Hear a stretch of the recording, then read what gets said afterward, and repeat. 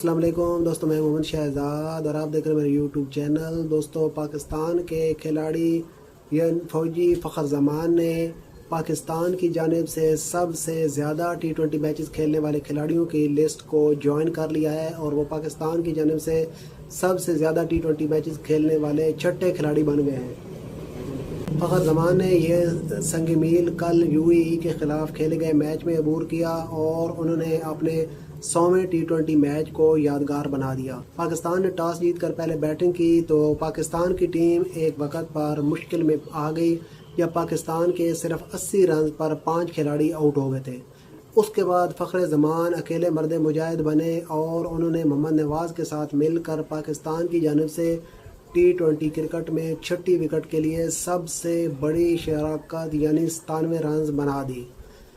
تو فخر زمان اور محمد نواز آخر تک ڈٹے رہے۔ آخر میں محمد نواز نے بھی انتہائی شاندار بیٹنگ کی اور فخر زمان کے تو کیا ہی کہنے۔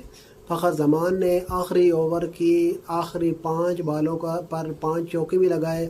اس طرح فخر زمان 44 بالوں پر 77 رنز کی اننگ کھیلنے میں کامیاب رہے، جس میں 10 چوکے اور 1 چھکا شامل تھا۔